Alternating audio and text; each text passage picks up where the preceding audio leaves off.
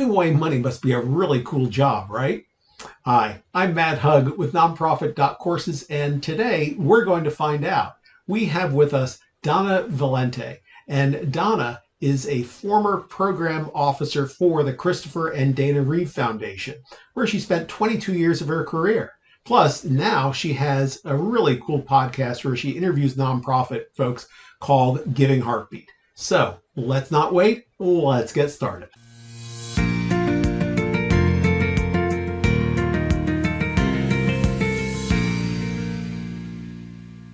Thank you so much for having me here. It's wonderful to be able to talk about my experience because I have many years in it because I'm pretty old.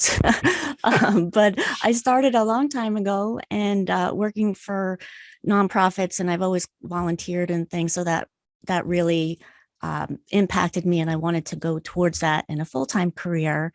I worked my first nonprofit development job was at a school called Matheny School and Hospital, which is for kids and young adults with severe neurological difficulties. So that was my first development job. And I got that kind of by divine providence, really. I was looking for a full-time job, and I had contacted my supervisor at the county college where I was a classroom assistant for disabled students. And I asked her, I had seen a bus with the name of this school.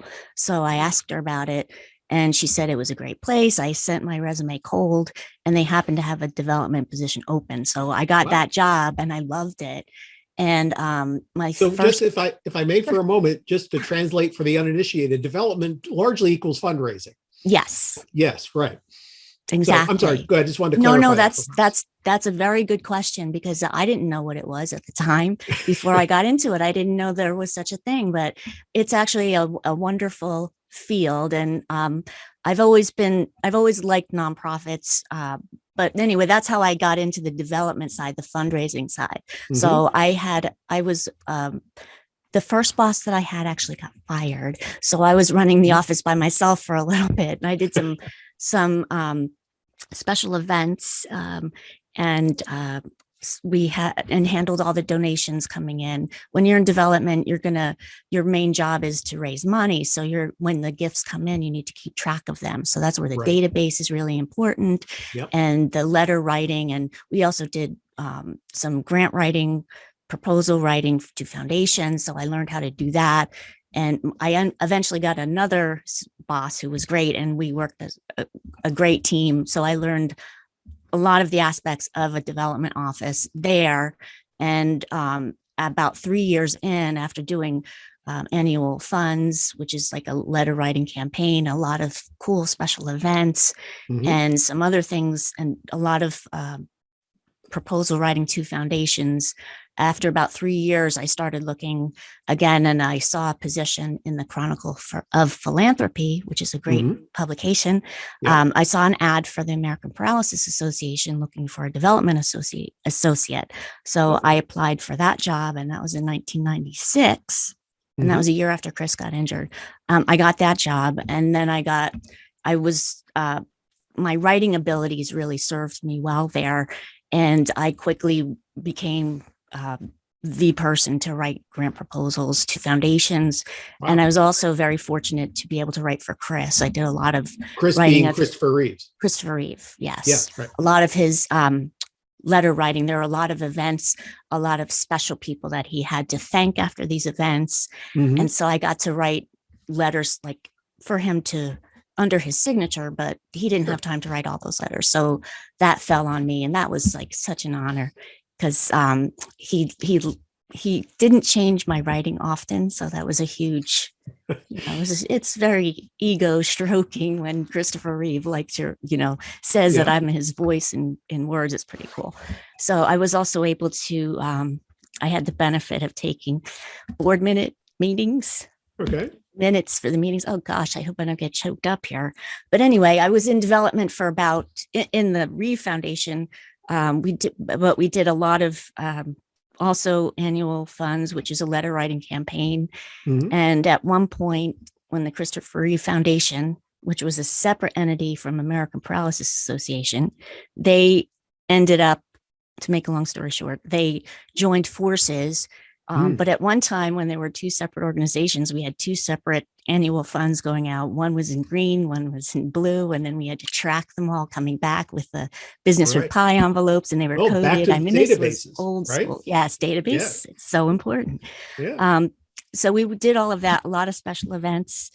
And then the foundation, I did a lot of foundation writing there. I was fortunate to be able to put together the grant proposal that went to the Department of Health and Human Services back in 2001. And now it's the Christopher and Dana Reeve Paralysis Resource Center. It's been there, gosh, like 15 years now. It's a huge thing. That's what the grants program ended up going under, the grants program that I ran.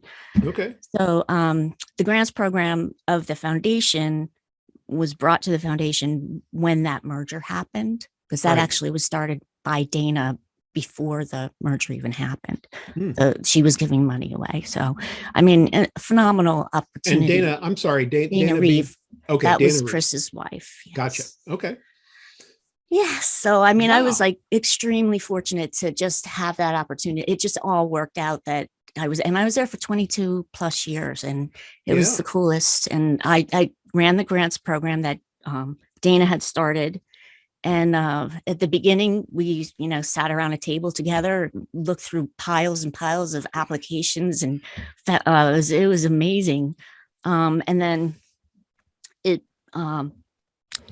after the government grant came in, then a lot of it was government funded, and then that brings a whole host of other regulations and things. But the program grew exponentially, and it was a phenomenal experience. Well, so what you describe actually you said sitting around a table with all those piles is what I think of as I call a kitchen table foundation, where you find a couple of the founders, maybe a husband and wife or somebody, and they literally sit at the kitchen table and go through proposals, and it evolved to something much more sophisticated, it sounded like. Yeah. In this case, it was their backyard around a picnic table and a glass of wine, I believe, way back when. But, it was taken very seriously. But they went out, and you're very correct. They, in the beginning, went out to seek organizations that manifested their vision.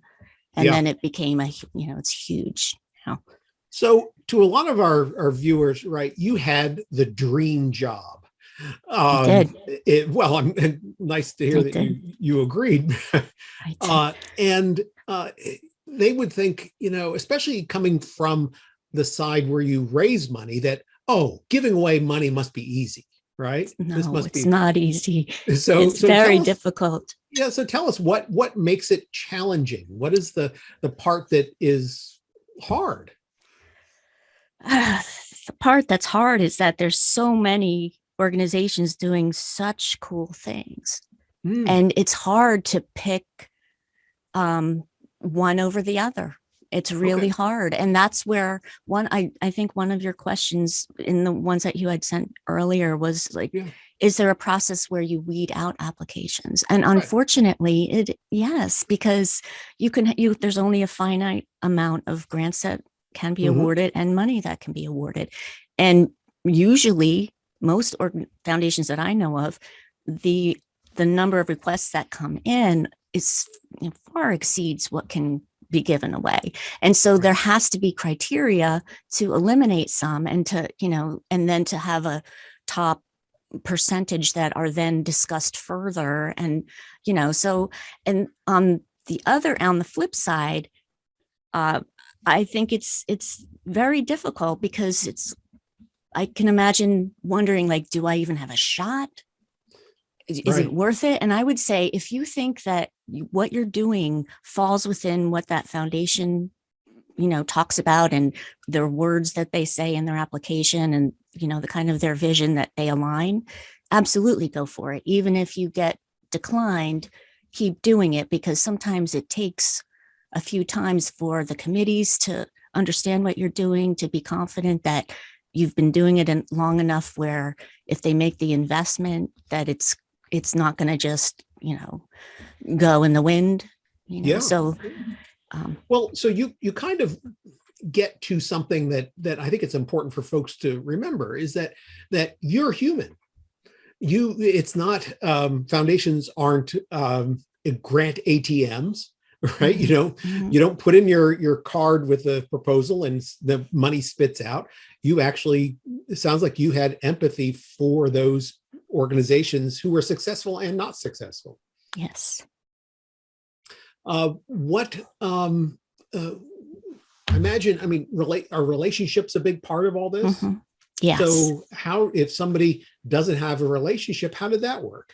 Well, that's one of the difficult things too, because one of the things I loved so much was talking to all these people, and at organizations that were doing incredible things. And to be very honest, the more the government got involved and we were responsible to just the board and the government and all the statistics that you need to keep. I mean, it just gets tighter and tighter. And there were so many, it got to a point where it was decided that phone calls were not allowed. So, I mean, that made it really difficult. And that was, one of the reasons I'm not there now is because I just, it became, too much of a behemoth really for me to handle anymore the way that I wanted to. So, and that's why I do my podcast. But I would say if there's an opportunity to reach out to a foundation person, absolutely try. It's and I used to be apprehensive and like nervous about reaching out. And because I'm a shy person anyway. But if it says they'll take calls, absolutely call and introduce yourself. But I would recommend have an agenda for that call, because people that you're talking to are super busy.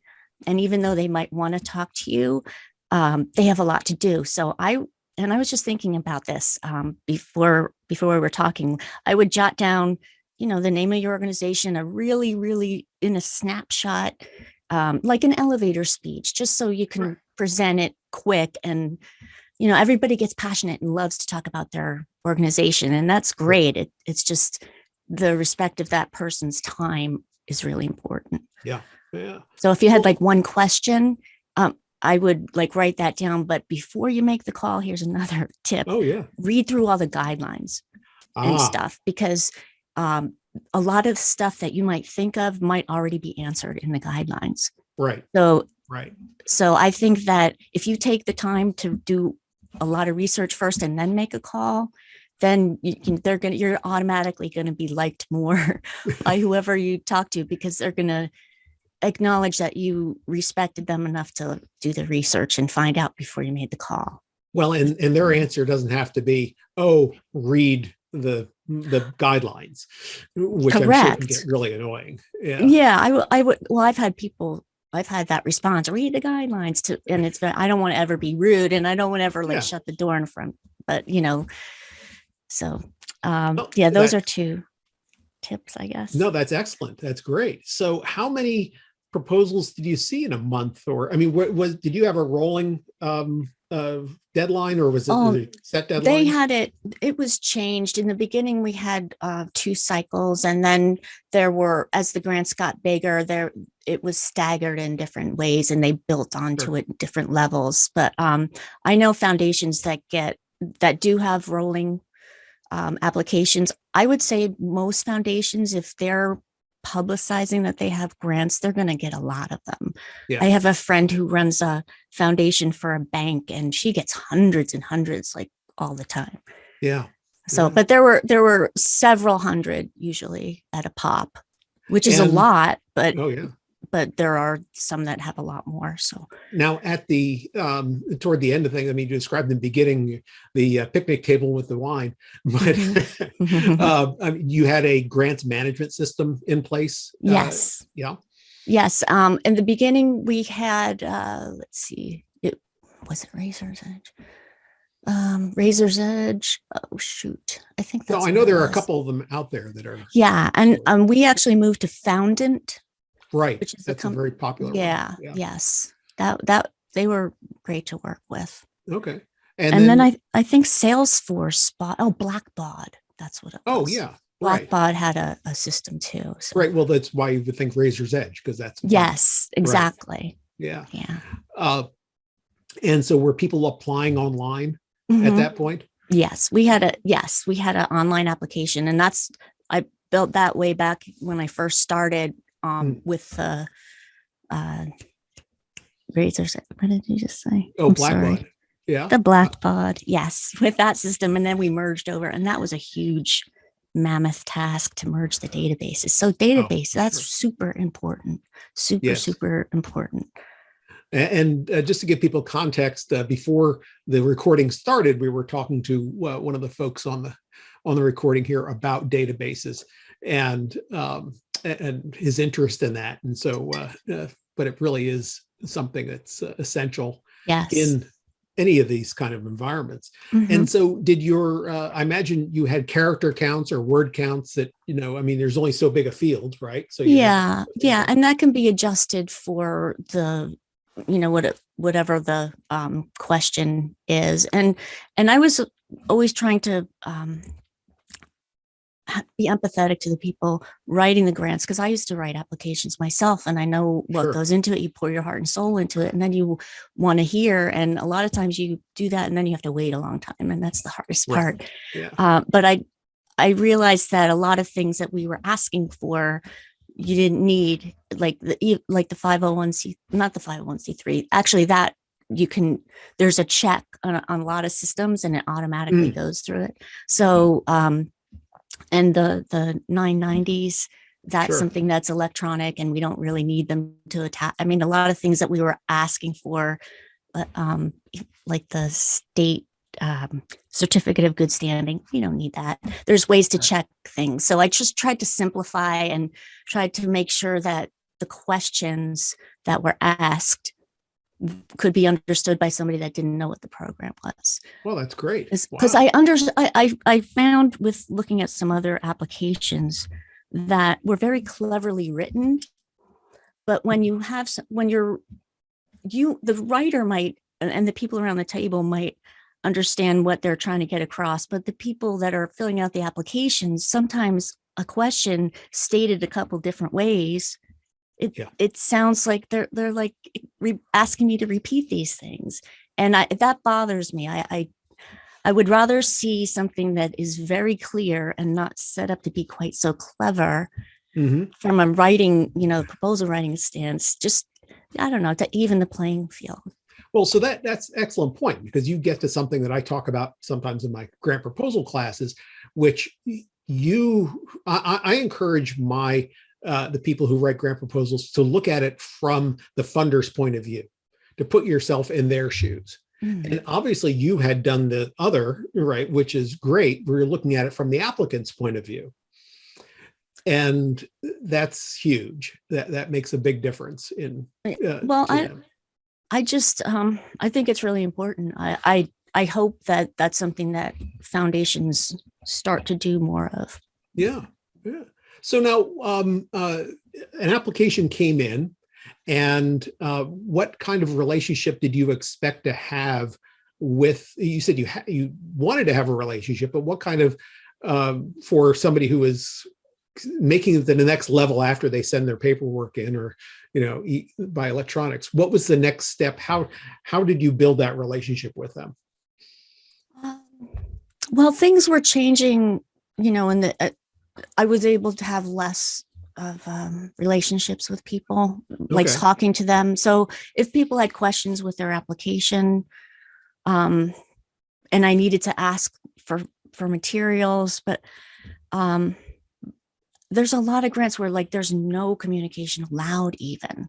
So I don't know where they're at now. I can't say to that. So it's the thing about foundations is, and my friend Pretty says this too, is you can research all about one foundation, and then you'll know all about that one foundation. Exactly. So everyone is different, Right. So you really have to, I would say, just really research the foundations that you think are mostly aligned with what you're doing. I would say stay away from something that sounds cool that might be a fit, and then trying to bend something to fit, or create a program that Excellent point. like, oh, a veteran program because we're doing veterans. And because that's something that can work, but doesn't always. And sometimes it works against an applicant, I think, if it looks like, well, they're jumping on a bandwagon here and creating something just for that grant. And that gets the mission drift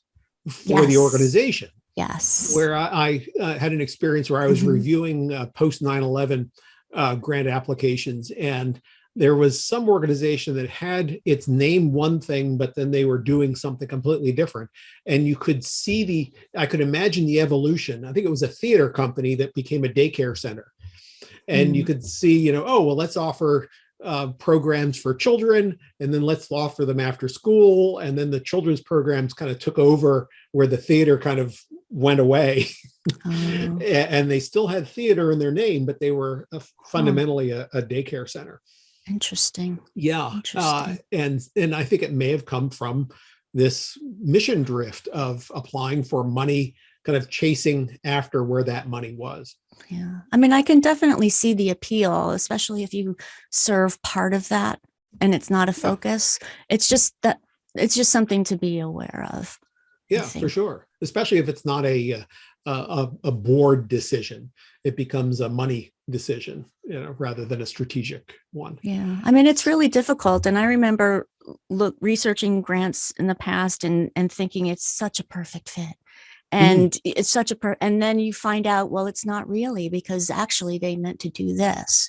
So, it's you're going to have to apply a lot more than the grants you're going to get. And you can't count on them. And a lot of times if you're granted by an organization for several years in a row, and then you don't get funded, you can't take it personally. That's another big thing. You can't take it personally because there might be rules or reasons that you have that have nothing to do with the application, but may have to do with geography or type of program. Maybe they have 7 in that and they don't need an 8th, or so you just have to keep trying. And something that's super important too is after the grant, make sure you follow the directions about reporting. That's really important. Yeah. Excellent. And if there's something that comes up that causes something to change, let that funder know immediately, because you don't want to wait for the report to come in and say, oh, we couldn't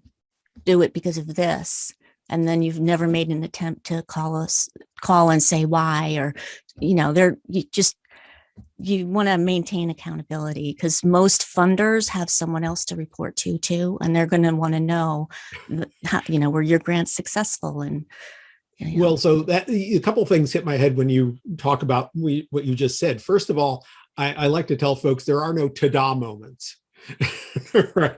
Where you have somebody, a magician in front of an easel who throws up the curtain and says ta-da, right? No. You have to keep up that communication, because people don't want to be surprised. But then the other thing you brought up, which is huge, is that you have, as somebody who communicated, or at least had were working through in the system for grant proposal approvals, you had a boss. How were you judged as an employee to that boss? Was it as how successful the proposals were? Was it, if something was a failure as a program as a result of a grant proposal, did that reflect badly on you? Yeah, it did.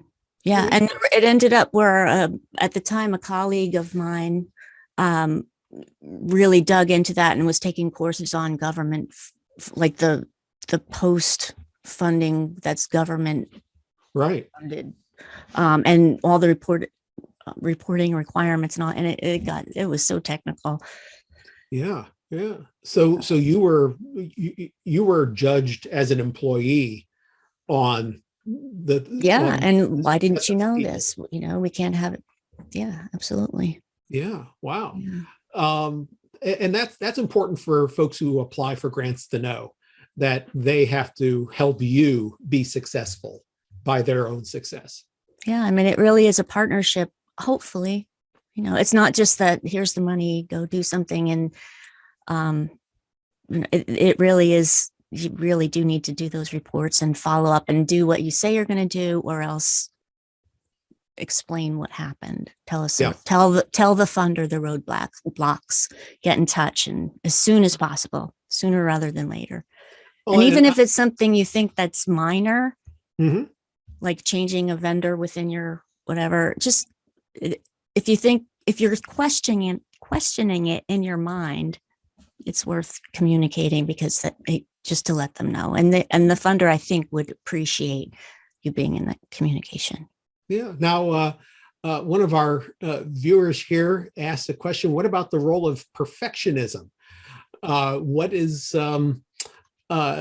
let's see, not sure if doing it right in applying for grants as an experienced applicant. What stops you from applying at all, so you never get around to applying? So you always want to make sure you're putting your best foot forward, but at what point do you say, this is it?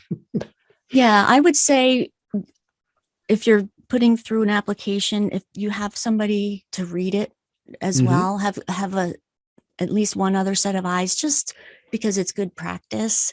Sure. Because no matter how good you are at proofreading, I'm an excellent proofreader, but it's always helpful to have someone else, because everyone can misread or mistype something. So that's important. Spell check is good, but it's not always right. It's not always perfect.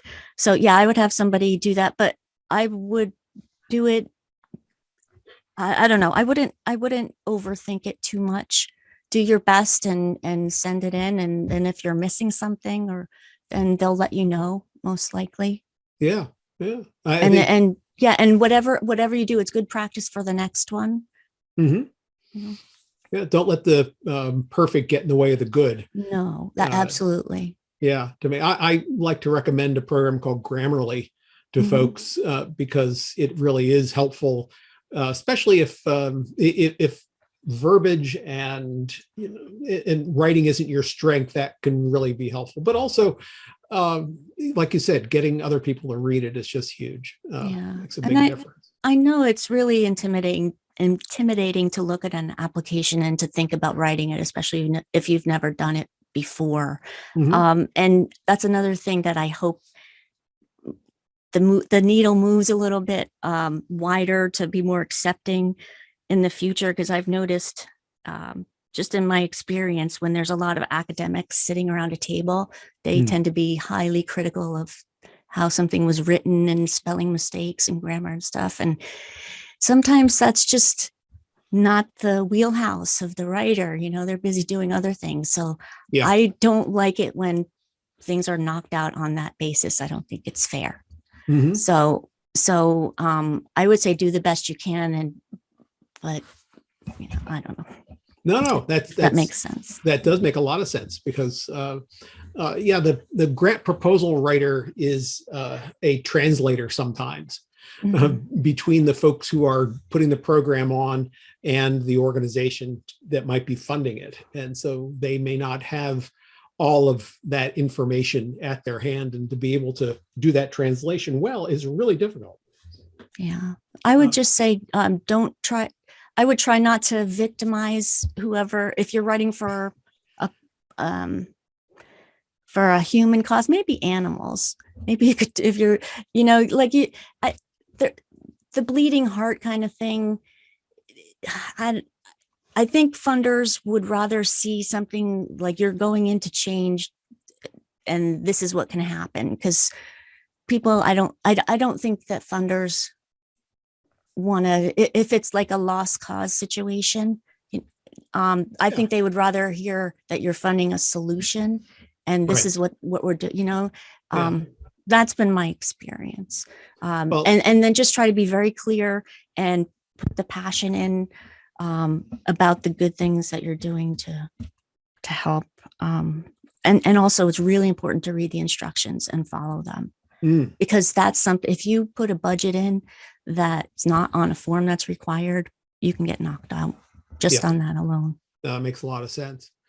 Because if you have to go through hundreds, thousands of these, that you need to have something standardized just to make your own life easier.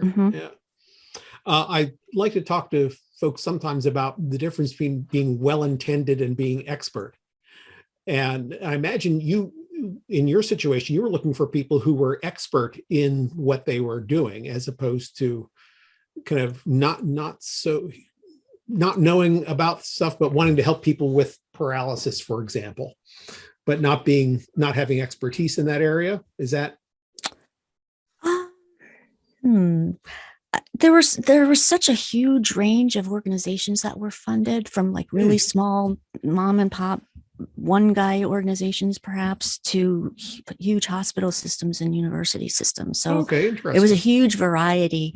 Let's see. So, and that was one of the things that was so cool about the program, was helping the little organizations that might not have gotten noticed. Yeah. That was a very cool thing. Oh, that's cool. So I think that the intention is good. I think what it's important to show is that you have some experience doing what you're doing. Like, even if you don't have a nonprofit status yet, I think you can still find somebody to work with, align yourself with another nonprofit and be under an umbrella organization for that. And that means that you can go under their 501c3 and still do your thing. So, but just like do it and get some street cred that you know what you're doing. And I think that's really important. Well, to be able.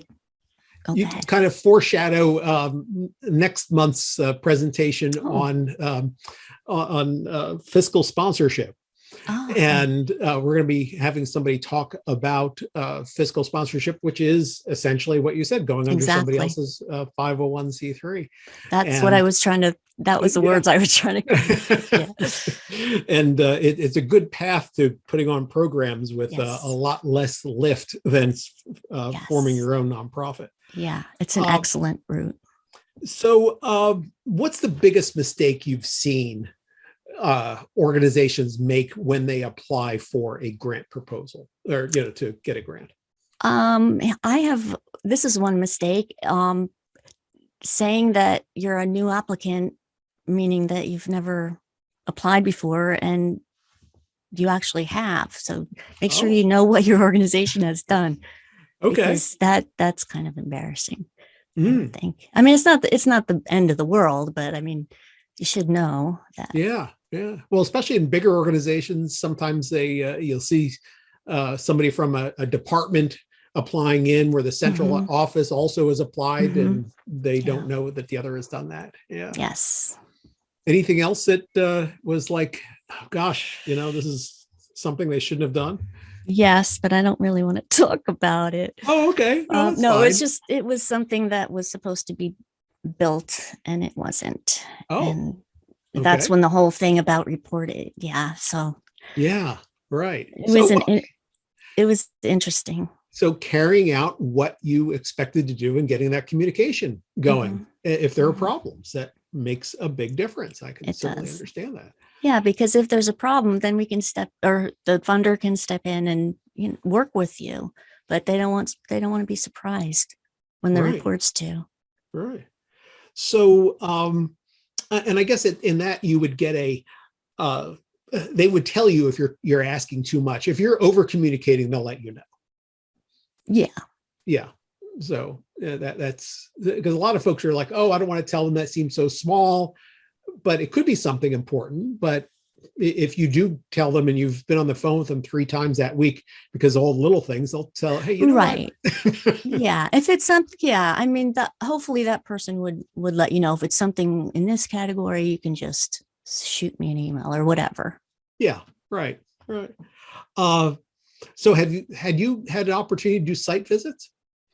I was able to do a few. I know some organizations are able to do a lot more and actually require them before granting, but it was just the scope of the program was it was national, even international at one point. So, and my husband is disabled, and it's really difficult for me to travel. So I've done some local things, a little bit of traveling, but I know that I think that there's probably a lot more travel for the person that's in that position now. And it's a good thing. Site visits are awesome. Well, so for those you did, what were you looking for? What was out there that? In my in I mean, my experience was my own personal experience, and every foundation has different reasons for them. Mhm. But it was more of a I wouldn't say public relations. I think it was more of a relationship building thing where we wanted to get to know more about a particular outstanding organization and what they're doing. And they had something new to show off and wanted Okay. to tour what the organization had funded. Ah, But it wasn't really like, oh, we're checking boxes to make right, sure you did things. right.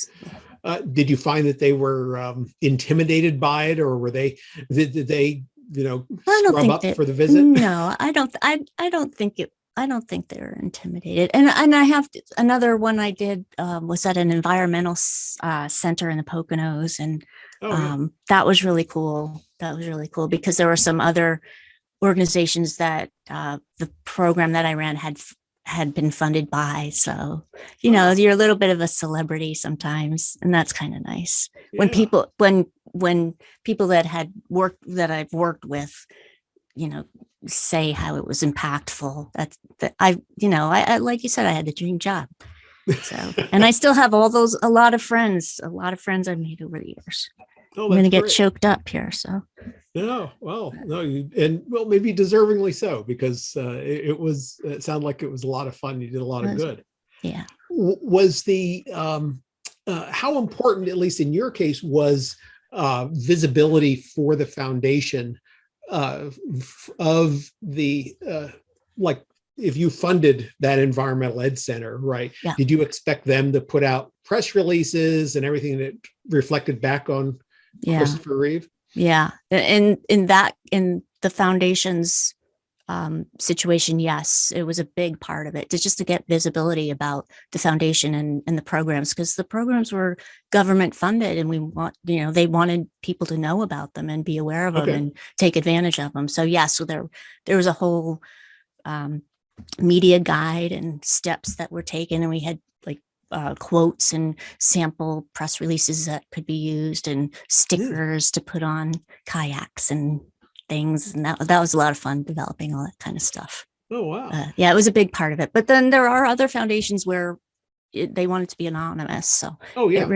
really depends. Yeah, and we should say, and I think you mentioned this before. I mean, this is unique to your experience, and Mm-hmm. and as your friend said, it's you research one foundation, you know about one foundation, Yeah, but still, some of this stuff is generalized, absolutely. and people will need to know that might be something to inquire about.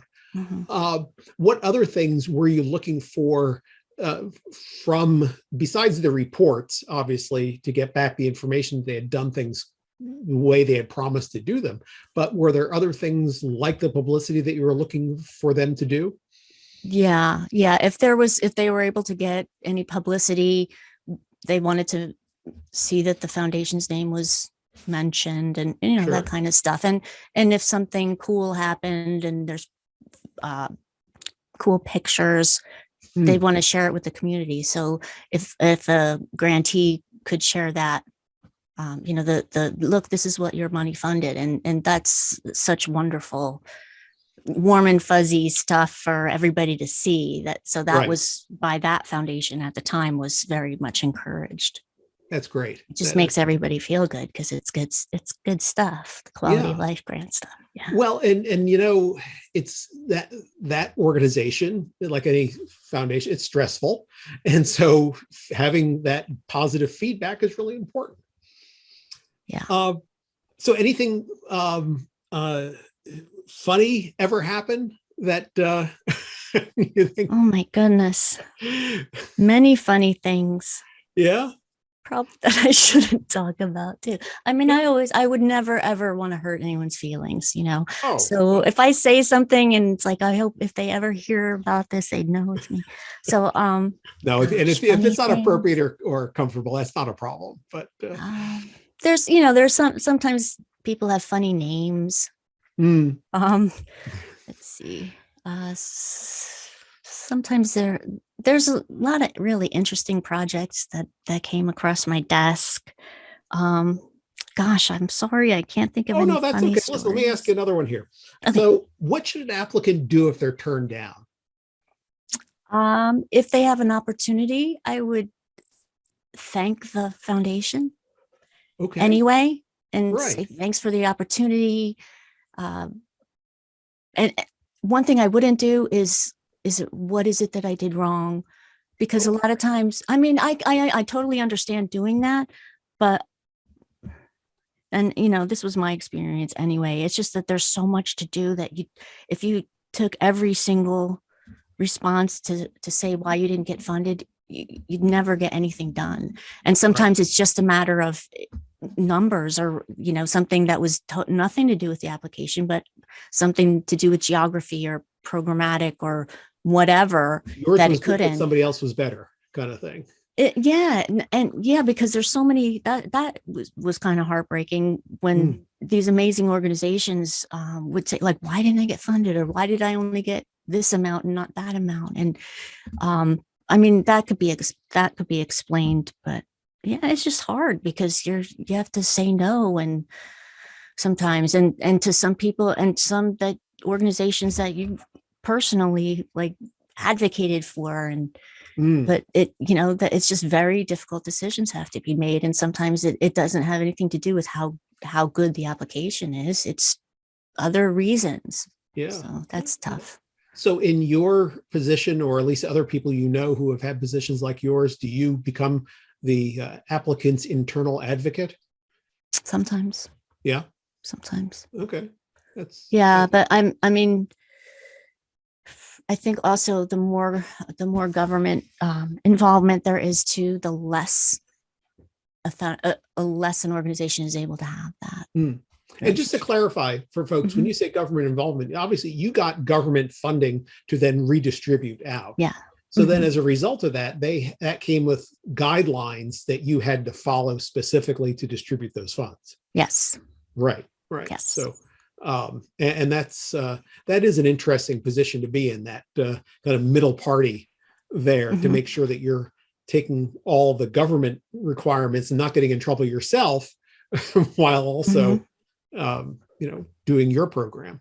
Right. That's why it's so important to read the guidelines and restrictions, because for example, food is something that wasn't able to be funded. Meals for program participants, a lot of times in different government streams of funding, they're not acceptable expenses. So you could put a program in, and if it says you're not supposed, don't put food in there, and somebody puts food in there, then you need to read that, because we're not going to be able to fund it. Right. Exactly. Now, I don't know if this would, it's a little more modern phenomenon. I mean, hyper modern phenomenon than maybe was your experience. But if an organization didn't have a brick and mortar presence, there was no building, they were just programs. You would consider those, or yeah. At the time, yeah. Right. I guess, and now there's so many organizations that can run that way and do. Right. That I would imagine foundations need to be able to look at that. Yes. And then in fact, I'll read from the chat here. Do application submissions succeed even if they're written by the average Joe and not a proposal writer? In other words, if somebody doesn't have any experience, are those still good applications? Absolutely. That's some of the best sometimes. Okay. Yeah, just because it's sometimes you can tell that something's been written by a very good writer when it's just beautifully written, and those are good, but it's not a requirement. So I wouldn't want somebody to be scared off and say, I can't write. If you can articulate what your mission is, what you're looking to do, what the amount of money that you're requesting, and explain how you're going to use it and spend it, that's what you need to do. That's great. Super. Well, I don't, and we're kind of coming toward the end of our time here, is there anything that we didn't cover that you thought, gee, I really wanted to talk about that, or Oh gosh, anything I had a whole sheet that I was of things. I had like the 4 R's that I can tell you, and I can remember 3 of them. Oh, go for it. Maybe we'll get the 4th one. Research is just huge before. And really, I think it's applicable for any kind of job that somebody wants. You got to research it before you go in. The more you know, the better. Even if you don't get asked any questions, you won't ask a stupid question if something that, well, you know what I mean? I mean, it's like, if you do all the research, I think people will appreciate that you've taken the time to see what's out there first. So, yes. And even if you're researching individual donors, I think you have to do it a little more cautiously, because if you're talking about something that you don't want to be stalkery, so if there are individuals, maybe just like keep that knowledge in the back of your head. I had a student tell me one time that everything we talked about in prospect research, she worked for a domestic abuse organization. He said, are the exact same things that we tell our clients to watch out for. No, I know what you mean. And I said, yes, we try to take those superpowers and put them to good as opposed to evil. I know. It's such an interesting dance, isn't it? Development and fundraising. Wow. And also relationships are super important. Okay. So research, relationships. Yeah. And even just like keeping track of who you talk to and when. And it's important to always be polite and put your organization in the most positive light that you can. Respect is another R that I remembered. And that means like thinking enough about that funder or potential donor that that you're not going to waste their time. And like, if you're going to make that call, just have an agenda for the call. Like you had one question, you've already researched it and it's not something you found, but just like try to be concise and be aware that their time is valuable. I mean, everybody knows that, but sometimes, excuse me, you get excited and you want to talk about your passion and your organization, and it kind of runs away with you. So if you have just like the main points, that I think is super helpful. Okay. And I forget what the other R is. Well, would that be writing? Writing. Writing? Maybe. I guess maybe it was reporting. And I had other R's too. And reporting actually is huge. It is huge. Yeah. Yeah. Because you want to be able to give them the confidence that you did it correctly. And I imagine that's going to have an impact on them funding you again. Absolutely. Absolutely. Well. Yeah, that can kick an application out too. If you ask for money before your previous grant is even finished and reported on, I would wait. I would recommend waiting. Or if the report wasn't to the satisfaction of the organization and they say, well, we can't give to these people again because they didn't follow our rules the first time. That's important too. But I would also say that the development role is a huge, huge responsibility and cool thing, because you're bringing together people that want to help with your organization that needs the help, and it's a beautiful thing. Yeah, it is. And that's it kind of gets to something I talk to about with folks. Is I always consider fundraising a 1-to-1 for one. Me to you, 1-to-1 for the person we're trying to serve. And so it's good that you're able to partner with somebody that way. It sounds like you really enjoyed that. I loved it. Yeah. I loved it. I mean, nonprofits are the nonprofit founders are probably the coolest people on the earth, and then like activists and things. These are like, that's why I did my podcast. Like in the middle of the lockdown, I didn't know what to do because I had tried to start an online business, and then COVID happened. I didn't know anything about marketing, and I was like, So I started listening to all these people speak, like Tony Robbins and all these people, and they were like, well, if you don't know what to do, help somebody else. And I was like, well, and I learned about podcasting, and so that's why I started it in the middle of COVID. And so why I'm still continuing it. I don't do it every week by a long shot. And But tell last us year, about that. What's it called? yes, I What's can the do a little topics and all plug. that? Please. My podcast is called Giving Heartbeat. Okay. And it's on all the podcast channels. And Right. I interview nonprofit founders and activists and people doing cool things to make things better for the world. And I have 29 episodes. I've interviewed oh my goodness, I've interviewed some very interesting and amazing people. And I interviewed her name, I blanked out on her name for a moment. I interviewed Jane Elliott on my podcast, who's a civil rights advocate. Yeah. That you might have seen. And I've interviewed Lee Woodruff, who is Bob Woodruff's wife and a writer and amazing person herself. She was very cool. I met her a couple times. And lots of other really cool people. And I've also interviewed, I interviewed somebody from a foundation, 2 people from foundations. Mm-hmm. So you can get some cool tips and and so I want to keep doing that. It's a labor of love and it doesn't make any money and stuff. And that's one of the reasons why I can't do it every week.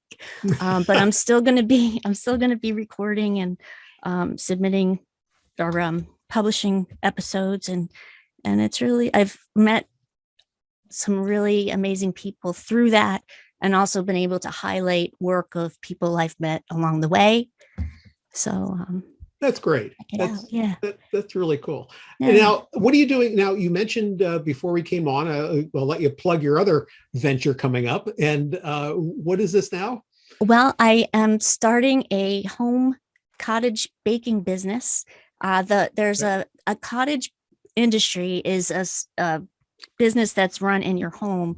And it's actually an extremely interesting advocacy activism story for cottage food operators in this country. And New Jersey was the last state that passed being able to make food from home. It took 14 years of activism to pass this bill. I learned all this stuff. Yeah. So when I was going to rent a kitchen to make treats to sell at a Harley event, actually. And then I found out the law is going to pass. So I got all excited. It did finally pass. And then it was written into legislation in October. And you have to be trained. You have to go through a safe serve or a food safety management course, which I did. I aced it. It was awesome. I submitted my permit before Christmas and I got it on Friday. So my business is called Starshine Sublime Sweets. Okay. And I make vegan cookies and candy, and they're phenomenal. They're so good. And where are you? You're in New Jersey, but I'm in New Jersey. Well, I'm in Andover, New Jersey. Okay. The thing about the law is you can only sell in New Jersey. So I can't sell online and ship. It can only be in the consumer has to be in New Jersey. But, I'll work with what I have to and see where it goes from. So I'm working on a logo and a website and all that stuff. We'll see if you can smuggle some to Pennsylvania. Yeah, I mean, I've shipped some on my own. I sent cookie grams to people that aren't feeling good to make them feel better. But that as a personal person, I can do it. But as my business, it has to be like at a farmer's market or delivery in New Jersey. So I'm still got to work all that stuff out. I imagine. And I'm sorry. Oh, I was thinking it patterns off the wine industry. I know in New Jersey, there are private wineries, and maybe it's the same kind of thing that way. Yeah, it's very strict. But, going through all that training and learning how easy it is for foodborne illness to happen. Oh, yeah. I learned so much, and it's very eye-opening. So I was really glad to learn all of it.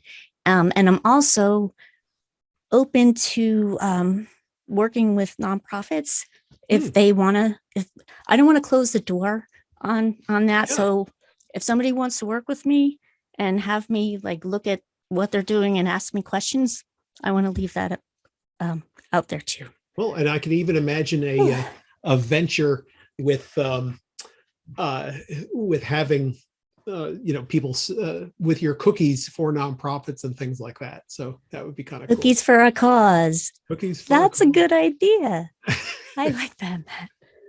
So, Donna, thank you very much for being with us today. It was actually extremely helpful information, particularly for people who have an interest in the grant funding side as a career, but just generally for anybody who's writing grant proposals. This was a really good interview. I mean, you came up with some excellent points, and thank you very much. Oh, you're welcome. It was really my pleasure.